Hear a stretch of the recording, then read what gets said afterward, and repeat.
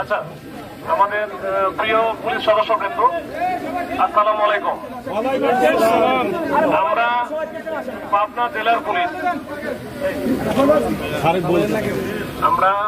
জেলার পুলিশ, আমরা সবসময় ঐক্যবদ্ধ, একসাথে ছিলাম, একসাথে আছি, একসাথে থাকবো ইনশাল্লাহ। এটা নিয়ে কোনো টেনশন নাই। তোমাদের যে বিষয়গুলো আছে এটা অলরেডি কিন্তু এটা হচ্ছে সর্বোচ্চ ফোরামে, মানে বাংলাদেশের সর্বোচ্চ ফোরামে মহামান্য রাষ্ট্রপতি থেকে শুরু করে সবাই জানে না, সবাই জানে। এবং এই বিষয়গুলো নিয়ে কিভাবে অ্যাড্রেস করা যায়, বা আমাদের মহামান্য রাষ্ট্রপতি থেকে শুরু করে মাননীয় আইজিপি মহোদয় নতুন নিয়োগ হয়েছেন, সে উনিও চেষ্টা করতেছেন। এবং আমাদের যারা সিনিয়র লেভেলে মাঝখানে যারা ভ্যাকুয়াম তৈরি হয়েছে, এর আগে বলেছি, এর আগে যারা ছিল বা যারা কাজ করেছে, এটা তোমাদের কেন সবার প্রতি হচ্ছে, কেন অন্যায় করেছে, কেন আমাদের না, মানে জনগণের প্রতি অন্যায় করছে না?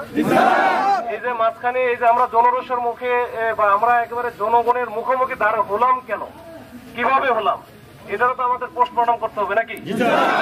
এইটা বিষয়গুলো আমাদের আছে। এবং এইটা যে এই যে যারা মারা গেছে বা শহীদ হয়েছেন তাদের প্রতি সহমর্মিতা আমাদের সবারই আছে। আমরা তোমার যেমন রক্তক্ষরণ হয়, আমি যখন দেখি তখন আমি কেন, আমাদের যারাই দেখুক সবারই বুকের ভিতরে রক্ত ঝরে। এখানে মানে বলার অপেক্ষা রাখে না যে এখানে কোনো কিছু একজনা ঝরতেছে আর একজনা ঝরতেছে না। তোমাদের মধ্যে হয়তো বা কিছু একটু ভুল বোঝাবুঝি আছে মনে হয়। এটা আপাতত তোমাদের মতো করে চলো। রাজারবাগে ওরা কেন্দ্রীয় ভাবে করতেছে, তোমরা ওইটা ফলো করতেছো। আমাদের এখানে পরিস্থিতি যদিও একেবারে প্রেক্ষাপট একেবারে ভিন্ন। এবং তোমরা জানো যে আমরা এখানে থাকলে আমরা যদি কেউ কিছু একটাও যদি মরে, সেটা আমি আগে মরবো। যদি আমরা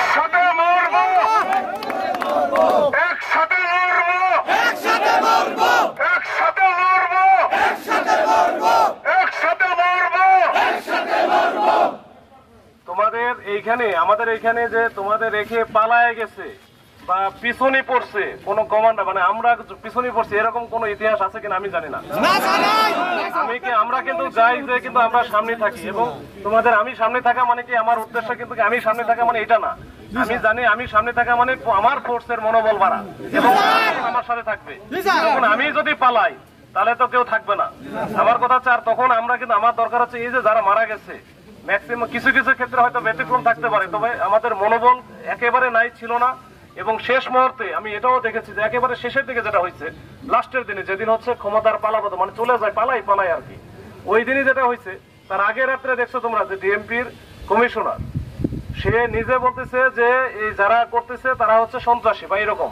আর এটা যদি এই কারফিউ যদি কেউ ভাঙতে চায় তাহলে আইনি সর্বোচ্চ প্রয়োগ করা হবে।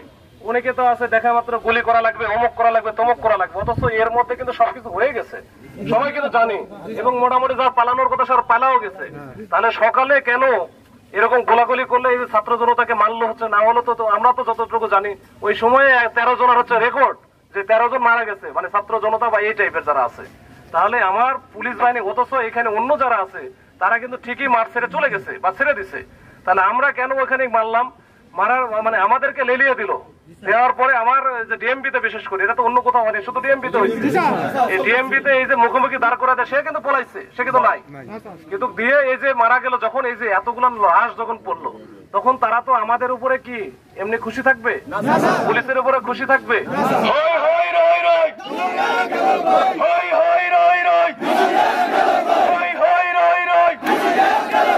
বিপ্লব গেলি কই, কারণ তুই গেলি কই, বিপ্লব তুই গেলি কই, হাবিব তুই গেলি কই,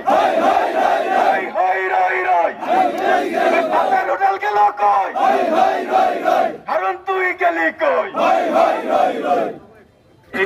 এটা এই যে তোমরা যেমন উপলব্ধি করতেছো, আমরাও উপলব্ধি করতেছি যে এটা কোনো কথা হইতে পারে না। মানে ওই দিনেও যেটা হয়েছে, তাহলে মানুষের উপর, আমাদের উপরে এত রাগ আছে যে আমি কিছু এই যে ভাটারার ওইখানে দেখলাম যে আগুন দিয়ে পড়ে গেছে, পড়ে মরে গেছে, তারপরে নিয়ে আসা পিটাইছে, মানে মারা গেছে কিন্তু মানে কিছুই নাই, রাস্তায় ফেলে তারপরে মাইয়ে করছে। এগুলো তো আমাদের মাথায় লাগে। তোমরা হয়তো মনে করতেছো এখানে, আমার মনে হয় একটা জিনিস তোমরা একটু ইয়ে করো যে এটা বিসিএস আর ওবিসিএস এর বিষয় না। তোমরা এটা হয়তো বা একটা আছে, কিন্তু এটা এইভাবে নিয়ে আসা না নিয়ে আসা, আমরা সবাই একসাথে এইখানে, আমরা সবাই কিন্তু একসাথে।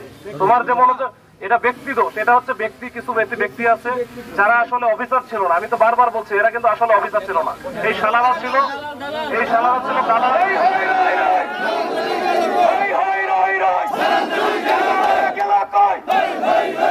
গোলাপি তুই গেলি কই ভারতের গোলাপি গেলি কই হই হই রই রই চশমাওয়ালা বুবুজান চোর চোর চশমাওয়ালা বুবুজান চশমাওয়ালা বুবুজান হেলিকপ্টারে ভারতজান।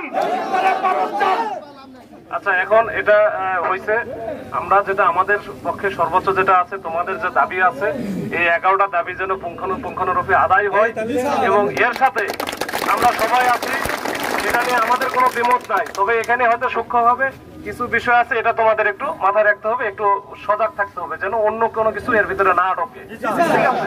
এটা মাথায় রাখতে হবে। তখন